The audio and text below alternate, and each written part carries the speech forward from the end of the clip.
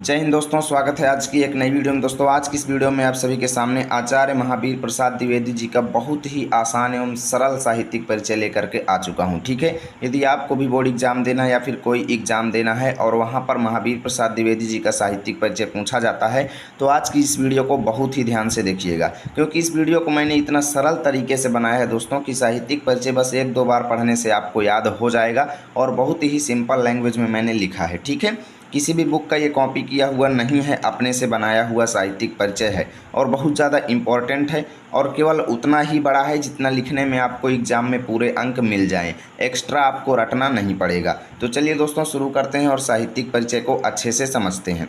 देखिए, किसी भी कवि या लेखक का आप साहित्यिक परिचय लिख रहे हैं तो भले ही आप साहित्यिक परिचय लिख रहे हैं, लेकिन सबसे पहले आपको उसके बारे में थोड़ा सा जीवन परिचय देना पड़ता है। उसके बाद साहित्यिक परिचय आपको लिखना होता है, लेकिन हाँ, मेन फोकस आपका साहित्यिक परिचय पर रहता है। बस बेसिक आपको जीवन परिचय जैसे जन्म स्थान, जन्म समय और माता पिता का नाम, इतना आपको जीवन परिचय में बता देना है।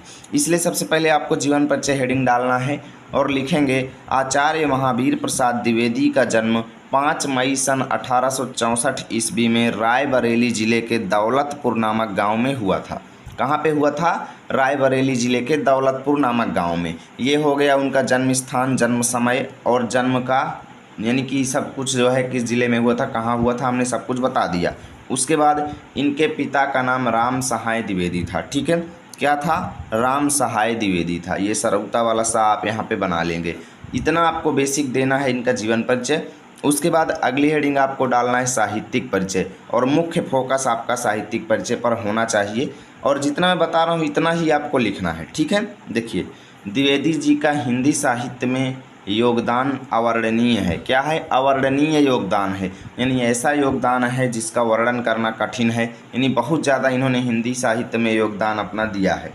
उसके बाद लिखेंगे द्विवेदी जी ने ज्ञान के विविध क्षेत्रों यानी ज्ञान के अलग अलग क्षेत्रों में इतिहास, अर्थशास्त्र, विज्ञान, पुरातत्व, चिकित्सा आदि से संबंधित सामग्री प्रदान करके हिंदी के अभावों की पूर्ति किया। यानी हिंदी में जो कमियां थी इन्होंने अलग अलग क्षेत्रों में जो अध्ययन किए उसका इन्होंने प्रोवाइड करके उन चीज़ों को हिंदी साहित्य में प्रदान करके उन्होंने हिंदी साहित्य के अभावों की पूर्ति किया, यानी जो भी उनकी कमियां थी हिंदी साहित्य की उनको दूर किया। ठीक है, उसके बाद लिखेंगे हिंदी गद्य को मांझने, संवारने और उत्तम बनाने में आजीवन लगे रहे। यानी द्विवेदी जी पूरी ज़िंदगी भर हिंदी साहित्य को मांझने, संवारने मतलब अच्छा बनाने के लिए, उन्नति की ओर ले जाने के लिए और उत्तम बनाने, उत्कृष्ट बनाने के लिए आजीवन लगे रहे, यानी पूरी ज़िंदगी लगे रहे।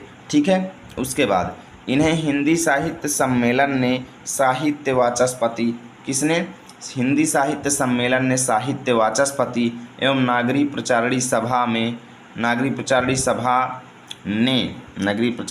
सभा ने आचार्य की उपाधि से सम्मानित किया।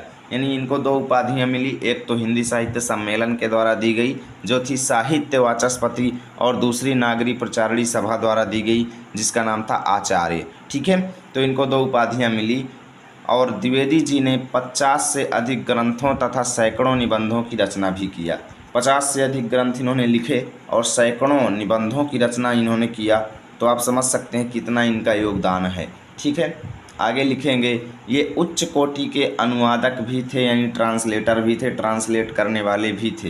यानी इन्होंने कई कवियों की रचनाओं को कॉपी करके उसको ट्रांसलेट करके अन्य भाषाओं में उपलब्ध करवाया है, यानी ये उच्च कोटि के अनुवादक भी थे। आगे लिखेंगे इन्होंने कई वर्षों तक सरस्वती पत्रिका का संपादन भी किया, यानी संपादक भी थे। अलग अलग विधाओं में काम करते थे, निबंध भी लिखते थे, नाटक भी लिखते थे और जो है अनेक तरीके के रचनाएं और अनुदित रचनाएं यानी अनुवाद भी करके लिखते थे, है ना। तो इन्होंने सरस्वती पत्रिका का संपादन भी किया कई वर्षों तक।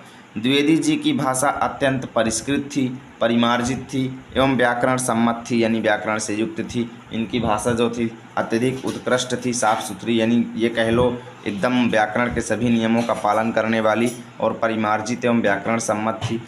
अब इसके बाद आपको लिखना है इनकी मृत्यु 21 दिसंबर सन 1983 ईस्वी को हो गई। इनकी मृत्यु लिख देना है। इसके बाद आप सभी लोग स्क्रीनशॉट और रचनाएं लिख देते हैं। पहले रचनाएं देखिए, रचनाएं हेडिंग डालेंगे और लिखेंगे हिंदी नवरत्न, मेघदूत, शिक्षा, हिंदी महाभारत, रघुवंश, विचार विमर्श इत्यादि। आपको अगर और बहुत सारी रचनाएं याद हैं तो आप पूरी लिख सकते हैं, कोई दिक्कत नहीं है। इस तरीके से इनका साहित्यिक परिचय आपको लिखना है। आप सभी लोग स्क्रीनशॉट लेना चाहते हैं तो ले लीजिए, ठीक है, ताकि आप सभी लोग लिख सकें। अन्यथा अगर आपको इसका पूरा PDF चाहिए एक पेज में तो आपको टेलीग्राम पे जाना है, लर्न विथ आरपी लिखना है, मेरा चैनल आएगा, उसको ज्वाइन कर लेना। वहाँ पे इसकी एकदम मस्त PDF में मैं आपको प्रोवाइड कर दूँगा, ठीक है। चलिए दोस्तों, मिलेंगे आप सभी के साथ अगली वीडियो में, तब तक के लिए जय हिंद, जय भारत।